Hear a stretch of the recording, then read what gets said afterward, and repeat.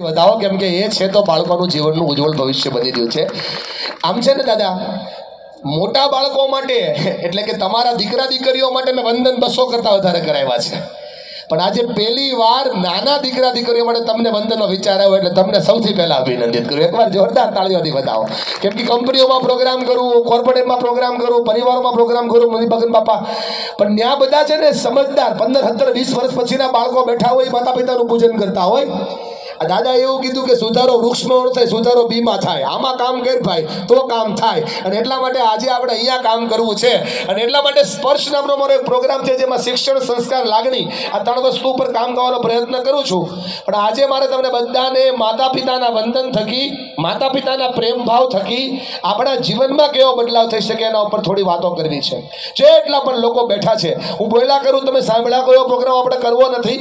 થોડો ભરોસો મારા ઉપર રાખજો। આપ બધાના આશીર્વાદ અમરેલીનો દીકરો છું અને 450 કરતા વધારે શાળામાં, 500 કરતા વધારે કંપનીમાં ગયો છું, ત્યાં જઈને વસ્તુ શીખવવાનો પ્રયત્ન કર્યો છે। ભરોસો રાખીને વાત ઉપર થોડું કામ કરજો, જોઈએ છે બધું મળવાની શરૂઆત થશે। આ દુનિયામાં તમારી બાજુમાં બેઠેલા બાળક માટે તમે હજારો સપના જોયા છે, અને એ સપના પૂરા કરવા માટે તમે અહીં આવ્યા છો। તમારા બધાની ઈચ્છા એવી છે કે અમારા બાળકો કંઈક મોટી જગ્યાએ બને, કંઈક મોટા માણસ થાય, કંઈક દુનિયામાં કંઈ આગળ જાય, અને અમને મળ્યું છે એના કરતા સારું જીવન અમારા માતા પિતા તરીકે અમે અમારા બાળકને આપીએ। અને એ જીવન જો એને આપવાની શરૂઆત થાય તો આજનો આ યજ્ઞ અને આજની આ વાત સાકાર થાય। બેઠેલા બધા માતા પિતાને હું પૂજન તરફ લઈ જાઉં ને એની પહેલા 4 વસ્તુ મારે તમને શીખવવી છે। દાદાએ આજે આ 4 વસ્તુને આ પોડિયમ પરથી વાવી છે। સૌથી પહેલા અને સૌથી મહત્વની વાત એ જાણી લ્યો કે કોઈ જગ્યાએ શિક્ષણ થઈ રહ્યું છે દાદા, ખબર કેમ પડે? ખાલી માર્કશીટમાં ટકા આવી જાય, પર્સન્ટેજ વધી જાય, એને શિક્ષણ ન કહેવાય। 8મામાંથી 9મામાં જવું એને શિક્ષણ ન કહેવાય। તમારા પર્સન્ટેજ ટકા વધતા જાય એને શિક્ષણ ન કહેવાય। પણ આજે હાથમાં માઇક લવના 105 એકર જગ્યામાં બેઠેલા બધા ભાઈઓને સમજાવવા માંગુ છું, શિક્ષણ કોને કહેવાય? તમારા બાળકોને માત્ર ને માત્ર ટકા પાછળ ના દોડાવતા, પણ તમારા બાળકોને આવનારા સમયના ટેલેન્ટ પાછળ દોડાવજો, કેમ કે ટેલેન્ટ છે તો આવનારો સમય છે। આ બધા વડીલો એવું કહેતા ને, ભણજો ભણજો, ભણશો નહીં તો મજૂરી કરવી પડશે, ભણશો નહીં તો કામ નહીં લાગે। મારા માતા પિતાને કેવું છે કે હવે ખાલી ભણવાનો સમય નથી। જો ભણતર ત્રીજી આંખ,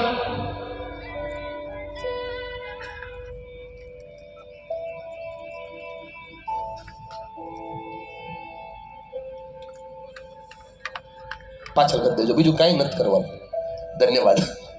જેટલા પણ લોકો સાંભળી રહ્યા છો મારી વાતને સમજજો। શિક્ષણનો સાચો હેતુ, શિક્ષણનો સાચો મર્મ શું છે? જો શિક્ષણથી જ ભણાતું આગળ વધાતું હોત તો લોકો વધીને ક્યાંય પહોંચી ગયા હોત। ખાલી શિક્ષણ દુનિયા નથી। શિક્ષણ જો ત્રીજી આંખ હોય તો એ આંખને હવે ચીપડા આવ્યા છે, એ આંખને રાતે દેખાતું બંધ થયું છે, એ આંખને હવે નંબર આવ્યા છે। એટલા માટે લેન્સની જરૂર છે, લાંબા ચશ્માની જરૂર છે, ઓપરેશનની જરૂર છે। અને ઓપરેશન શું છે? આવડતી ઓપરેશન છે। તમારા બાળકોને આવડત પર કામ, તમે બધા નાના ગામમાંથી આવ્યા હોય પણ તમારા બાળકને આવડત પર કામ કરાવજો। તમારા દીકરા દીકરીઓ ખાલી મહેંદી મૂકતા શીખી જાય ને તો સુરત જેવા સિટીમાં લાખ રૂપિયા મળે છે સાહેબ। આવડત પર કામ થાય તો બાળકોના સંસ્કારમાં નવું સિંચન થાય। શિક્ષણની સાચો અર્થ આ છે કે તમારા બાળકની અંદર નવી ઉર્જા ભળે, નવું જીવન ભળે, નવો સાથ ભળે। અને એના માટે કરવાનું શું? વડીલ વંદના તો હું તમને હમણાં શરૂ કરાવું, પણ આ 4 વાત મગજમાં લઈને જાઉં ને તો શિક્ષણના કેમ્પસમાં આવ્યા છો એ સાર્થક થાય। શિક્ષણ ક્યાં થઈ રહ્યું છે? શિક્ષણનો મિનિંગ શું?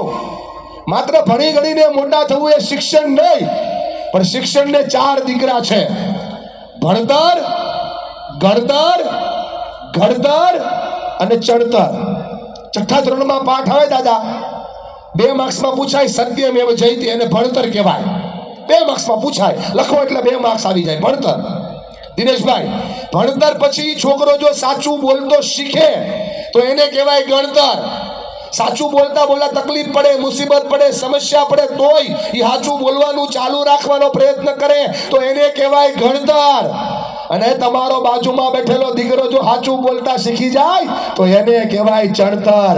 આ સંસ્કારોનું સિંચન આ શાળામાં થઈ રહ્યું છે, એટલા માટે શિક્ષણને અભિનંદન છે। ભણતર, ગણતર, ચણતરથી પણ મોટી એક દીકરી છે શિક્ષણને, જેનું નામ છે કેળવણી. તમારા ઘરે મહેમાન આવે, 5 માણસના ધારે જઈને બેઠા હોય, તમારો દીકરો પાણીનો ગ્લાસ લઈને આવે અને 4 આંગળી અંદર રાખે ને બેન, તો એને સિરિયસ કેસ કહેવાય. શિક્ષણ છે ને એ કોઈથી માણસને સિરિયસ ન બનાવે. શિક્ષણ હંમેશને માટે માણસને સિન્સિયર બનાવે, અને સિન્સિયર બનાવે એ શિક્ષણ છે. કોઈ જગ્યાએ શિક્ષણ થઈ રહ્યું છે ખબર કેમ પડે? તમે બધા કહેતા હશો, ભાઈ અમે તો નાના ઘરથી આવીએ, ખેતી થોડીક નાની, એટલા બધા દૂરથી આવીએ, અમારા બાળકોને અમે શું કહી શકીએ? દરેક માં અને દરેક બાપ પોતાના બાળક માટે નવી ઉર્જા ભરી શકે. મારી વાતને સાંભળજો. કોઈ જગ્યાએ શિક્ષણ થઈ રહ્યું છે ખબર કેમ પડે? 4 મુદ્દા હોય તો ખબર પડે. હાથ ઉપર કરો, બોલો મારી યારે, બોલો. સપના જોતા શીખવાડો. મારે એકને નથી બોલવાનું, તમારા બાળકો માટે જોરથી બોલો. બોલો, સપના જોતા શીખવાડો, મજબૂત મનોબળ બનાવો, પ્રબળ આત્મવિશ્વાસ આપો, અને જિંદગીમાં અનુશાસન આપો. કોઈ જગ્યાએ શિક્ષણ થઈ રહ્યું છે એની ખબર આ રીતે પડે. જો તમારા બાળકના સપના મોટા થાય તો સમજી જવાનું કે શિક્ષણ થઈ રહ્યું છે. પેથાણી સાહેબ, તમારા બાળકનો આત્મવિશ્વાસ મોટો થાય તો સમજવાનું કે શિક્ષણ થઈ રહ્યું છે. એનું મન મોટું થાય, એનું મજબૂત મનોબળ થાય તો સમજી જવાનું કે શિક્ષણ થઈ રહ્યું છે. અને તમારો બાળક 5 જગ્યામાં જો શિસ્તમાં આવી જાય, અનુશાસનમાં આવી જાય તો શિક્ષણ થઈ રહ્યું છે. આજથી તમારી પ્રક્રિયા ચાલુ. પેથાણી સાહેબને એમનો આખો પરિવાર તમારા બાળકોને ભણાવશે, પણ ગણાવવાનું કામ તમારે કરવાનું છે. ઘડવાનું કામ તમારે કરવાનું છે. લોખંડની કિંમત કિલોમાં હોય, ભંગારમાં હોય, કિલોમાં વેચાય. થોડું ઘડો તો નંગમાં વેચાય, થોડું એના પર ચણતર કરો તો પાઠમાં વેચાય, અને ઘડિયાળના ક્વાર્ટ્સ બનાવો તો પાર્ટિકલમાં વેચાય. તાકાત ઘડતરની છે સાહેબ, જે ઘડાય છે એ મોટો થાય છે. બોલો આગે ના. અને એટલા માટે સપના બતાવવા જરૂરી છે. સપના છે ને, સપના એ જીવનની સૌથી મોટી તાકાત છે. મને અહીંયા આવીને વંદન કરાવવાની જ ઈચ્છા છે, વંદન કરાવવાનો જ છું પેથાણી સાહેબ. પણ જો આ 4-5 વસ્તુ વાવું નહીં ને તો આમના મગજમાં પડ્યું છે અહીંયા સુધી પોગે નહીં. મેં સ્ટેજ પર બેઠા બેઠા પ્રોમિસ કરી, કાકા તમે 4 વાગે દાદા બોલ્યા છો એ મારા જ વાવીને જ આવી છે. સાંભળો છો ને ભાઈ, તમે કેવા હતા, તમે કેવા છો એના પર તમારા બાળકનું ભવિષ્ય નથી, પણ તમે કેને સપનું બતાવો છો એના પર એનું ભવિષ્ય છે. તમે આ બાળકને કેવું સપનું બતાવો છો ને એના પર એનું ભવિષ્ય છે. એના માટે કરવાની શું જરૂર પડે? બેન, તમે તમારા છોકરાને લઈને રેસ્ટોરન્ટમાં જાઓ ને અને તમે એના મેનુ કાર્ડ બતાવો ને તો એને ખબર પડે કઈ કઈ વસ્તુ મળે છે. નકર તો એ દાબેલીને વડાપાવ જ માગશે. આ મેનુ કાર્ડ બતાવવું એટલે સપનું બતાવવું. સાંભળજો મારી વાત, આ દુનિયામાં સપના બતાવવાનું કામ ખાલી 4 લોકો જ કરી શકે દાદા. 5મા વ્યક્તિની તાકાત નથી. એક સપનું માં બતાવી શકે, બીજું સપનું બાપ બતાવી શકે, ત્રીજું સપનું શિક્ષક બતાવી શકે, અને ચોથું સપનું આવા કોઈ વડીલ હોય જે જીવનમાં સફળ થયા હોય બતાવી શકે. બાકી કોઈની તાકાત નથી સપનું બતાવવું. અને સપનું બતાવવા માટે જીવનનો આધાર ક્યાં છે પકડજો.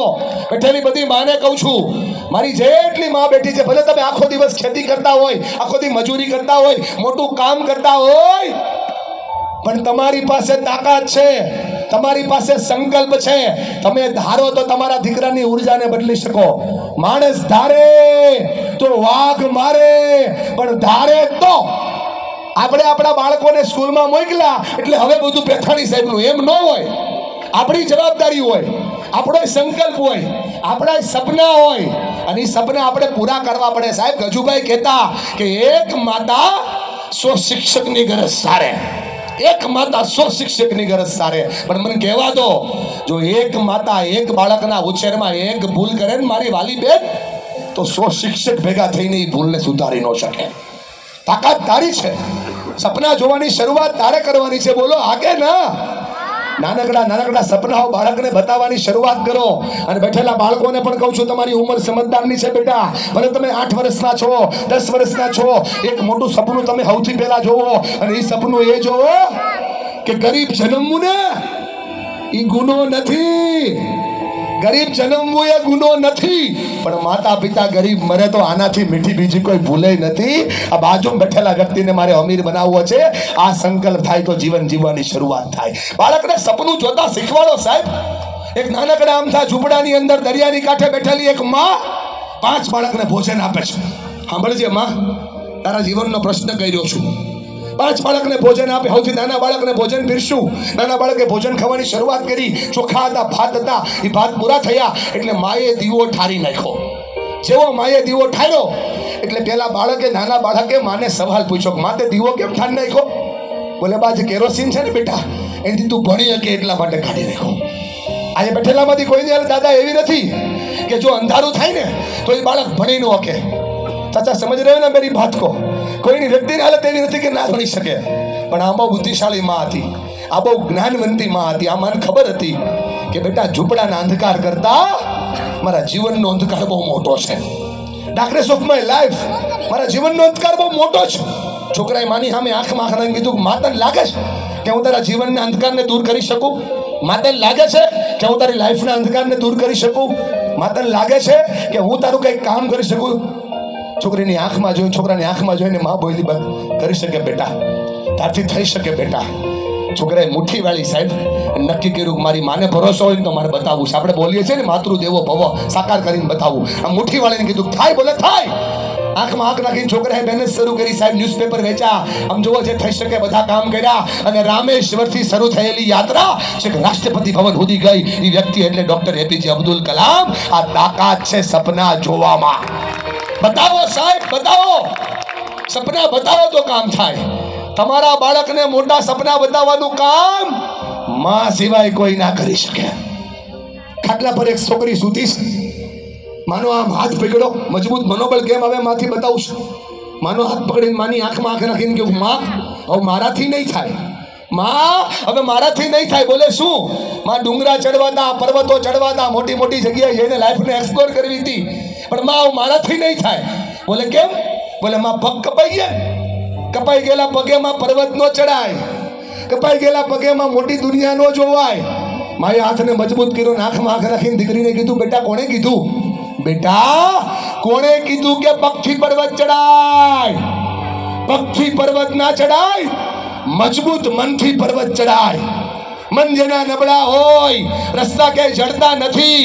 અડગ મનના માનવીને હિમાલય પણ નડતા નથી. બેટા મન મજબૂત કર, પર્વત નહીં તારે ચડવું હોય એ ચડાય. આ છોકરીએ મન મજબૂત કર્યું, મહેનત કરી, તાકાત લગાવી, 12 વર્ષ મહેનત કરી. ટાઈમ્સ ઓફ ઇન્ડિયાના પહેલા પેજ પર લખાણું કે હાચા પગે તો દુનિયા પર્વત ચડે, પ્લાસ્ટિકના પગે એવરેસ્ટ ચડી ગઈ. નામ છે અરુણિમા સીમા. જો માં ધારે તો થાય. મજબૂત મનોબળ આપો એ દીકરીઓને, મજબૂત મનોબળ આપો એ દીકરાઓને. મહેનત કરવાની શરૂઆત ત્યાંથી થાય.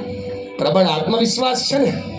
ક્યારેક પેથાણી સાહેબ સમય રહે ને ત્યારે આના પર કામ કરી અને સ્પર્શ નામનો એક પ્રોગ્રામ કરીશું કે જેમાં બાજુ વચમાં દીકરો બેસે, બે બાજુ માતા પિતા બેસે અને શિક્ષણ, સંસ્કાર અને સંવેદના આ 3 શબ્દો સમજાવીશું. આજે વડીલ ઉપર જ જવું છે પણ અમે એનો ટોપિક લીધો ખાલી કે આ થઈ શકે એમ છે, આ જરૂર છે. આત્મવિશ્વાસ વધારે શિક્ષણ એટલે શું? એક ખેડૂતના ઘરે એક દીકરીનો જન્મ થાય. જન્મતાની હારે જોવે ને ત્રીજા દિવસે એક રોગના કારણે એના બેમાંથી એક હાથ ના હોય સારી. બાપ બહુ મૂંઝાય, શું કરીશ આ દીકરીનું, શું થશે આનું? આત્મવિશ્વાસ જોવે 3 વર્ષમાં આત્મવિશ્વાસ બહુ પ્રબળ દેખાય. બોલે હા આત્મવિશ્વાસુ છોકરી છે. એની માં એને માથું વળી દે, કપડાં પહેરાવે અને પછી માં રોજ એક વાત શીખવાડે. માં તું સાંભળે છો ને, તારી વાત કરું છું. માં રોજ એક વાત શીખવાડે, બેટા તને કોઈ એમ કે તારા બેમાંથી એક હાથ નથી, તું જવાબ હું દઈ? બોલે માં હું જવાબ દેવાનો? તારે કહેવાનું હાથ ન હોય તો કાંઈ નહીં, પગ તો છે ને.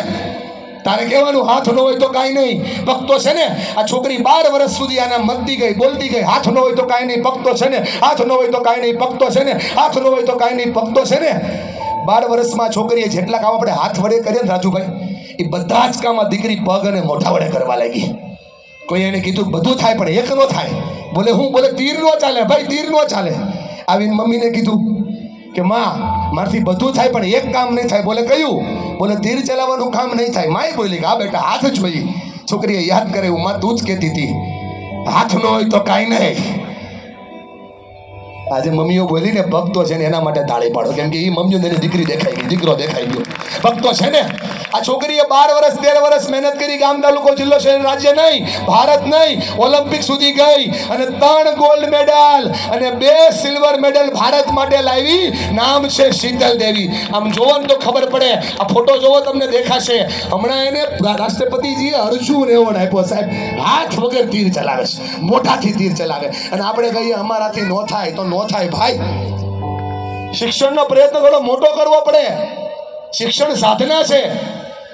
તમારી મહેનત જ તમારા બાળકોના જીવનને બદલી શકે. બોલો હા કે ના? આ ટોપિકને ખાલી ખોલ્યો છે.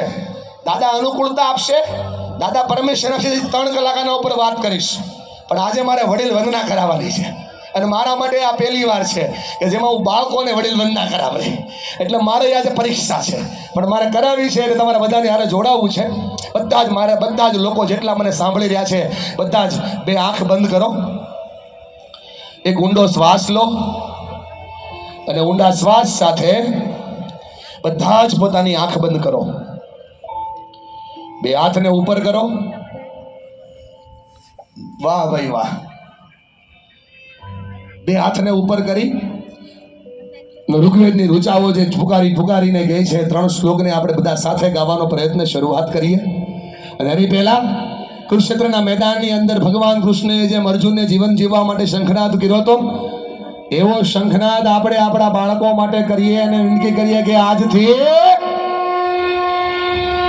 આ પહેલો શંખનાદ, આજથી મારા બાળકોમાં નવી ઉર્જાને ભરવા માટે, આ પહેલો શંખનાદ મારા માતા પિતાના ભાવથી પૂજન કરવા માટે, આ બીજો શંખનાદ જેણે અમને જીવન આપ્યું એના જીવનને બનાવવા માટે, નવી ઉર્જાનો આધાર ઘરમાં ભરવા માટે, અને આ ત્રીજો શંખનાદ જે શાળાના સંચાલકોએ અમને પ્રેમ આપ્યો છે એમના પ્રત્યે ગુરુ ભાવ લાવવા માટે આ ત્રીજા શંખનાદમાં જોડાતા જાઓ.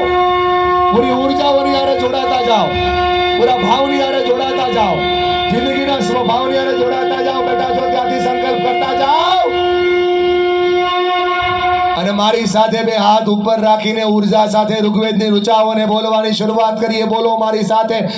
માતૃદેવો ભવ, પિતૃદેવો ભવ, આચાર્ય દેવો ભવ, અતિથિ દેવો ભવ. એક બાર ઓર. માતૃદેવો ભવ, પિતૃદેવો ભવ, આચાર્ય દેવો ભવ, અતિથિ દેવો. એક બાર ઓર मेरे साथ. मातृदेवो भव, पितृदेवो भव, आचार्य देवो भव, अतिथि देवो भव. ધીમે ધીમે તમારા હાથને નીચે રાખી, આંખ બંધ રાખી, ઊંડા શ્વાસ સાથે વિચારતા જાઓ. આજ આપણી આ શાળાએ આપણને મોકો આપ્યો છે કે આપણે આપણા માતા પિતાનું પૂજન કરવાના છીએ. દાદા એક જગ્યાએથી આ કામ પૂરું નથી કરવું. આ જે માતા પિતાનો નાના છોકરાઓ પૂજન કરે ને, એ માતા પિતાને ઘરે જ આવવાનું છે, અને ઘેરે બેઠેલા એ દાદા અને બાનું પણ એકવાર પૂજન છોકરો જોવે એમ કરવાનું છે. તો આપણે વંદનને સાચા અર્થમાં સાર્થક કરી શકીશું. ઊંડા શ્વાસ સાથે ભગવાનને પ્રાર્થના કરો કે હે પરમ કૃપાળુ પરમાત્મા, આજે મારા સંતાનો અમારી બાજુમાં બેઠા છે, ભલે 8-10 વર્ષના છે, 12 વર્ષના છે, પણ એને સંકલ્પ થયો છે કે અમારે મારું પૂજન કરવું છે, તો અમને ઉર્જા આપજો. બેઠેલા વિદ્યાર્થીઓ ઊંડા શ્વાસ સાથે સંકલ્પ કરો કે હે પરમ કૃપાળુ પરમાત્મા, જીવનમાં અમે માતા પિતાનું પૂજન કરવા જઈ રહ્યા છીએ. ઘણીવાર અમારાથી માણી વતન વિચાર કર્મથી અમારા માતા પિતાનો ઘણી બધી વાર દોષ થયો હશે, પણ આજ પરમ કૃપાળુ પરમાત્માની સાક્ષી, સૂર્યનારાયણ દેવની સાક્ષી, અમારી સંસ્થાની સાક્ષી, અમારા સંસ્થાના વડા વસંત દાદાની સાક્ષીએ અમે પૂરા ભાવ સાથે અમારું માતા પિતાનું પૂજન કરવા માંગીએ છીએ. મને ખબર છે તમે નાના છો, તમને વિધિ નહીં આવડે, તમને વિધાન નહીં આવડે, તમને સંસ્કૃતિ નહીં આવડે, પણ તમને એટલું તો આવડશે બેટા કે સામે બેઠેલા બાને, સામે બેઠેલા બાપને, સામે બેઠેલી માને જો આપણે સાચા હેતુમાં ભગવાન તરીકે સ્વીકારી લઈએ ને, તો આ દુનિયામાં બીજું કંઈ થાય અને બીજું કંઈ થઈ શકે એવી સંભાવના આપણી સાથે નથી. બેઠેલા માતા પિતા પણ સંકલ્પ કરજો કે આજ જેમ મારો દીકરો મારા પગની બાજુમાં બેસી, મારી દીકરી મારી પગની બાજુમાં બેસીને મારું પૂજન કરે, એમ ઘરે જઈ અને મારો દીકરો જોતો હોય, એમ મારું સંતાન જોતું હોય, એમ મારે પણ મારા માતા પિતાનું પૂજન કરવું છે. કેમ કે સંસ્કાર છે ને, સંસ્કાર એ સંસ્કૃતિનો ભાવ છે ને, એ પેઢી દર પેઢી જાય. આજે આપણી જે આદત છે ને મોટા ભાઈ, આવનારા સમયમાં ભીમાણી સાહેબ આપણા સંસ્કાર થઈ જાય. આ બહુ અભિનંદન આપું છું બેથાણી સાહેબ તમારી સંસ્થાના અહોભાવને, કે તમે આ પરંપરાને ચાલુ રાખી છે. અને એ પરંપરાને આપણે વિતાવી છે એટલા માટે એક એક માની આંખમાં જે અત્યારે આંસુ દેખાઈ રહ્યા છે ને, એ બાપ માટેની, એ દીકરા માટેની કરુણા છે. અને ધીમે ધીમે ધીમે તમે તમારી આંખોને ખોલો. જેટલા વિદ્યાર્થીઓ મને સાંભળી રહ્યા છે, સાથે એમના ભાઈ બહેન આવ્યા હોય તો એમના ભાઈ બહેન પણ મમ્મી અને પપ્પાને બાજુમાં બેસાડી દો, એના પગની બાજુમાં બેસી જાઓ. પપ્પાને મમ્મીની પગની બાજુમાં બેસી જાઓ, બૂટ ચપ્પલ કાઢી નાખો, પગની બાજુમાં બેસી જાઓ. જેમના માતા પિતા આવ્યા છે એ માતા પિતા બાજુમાં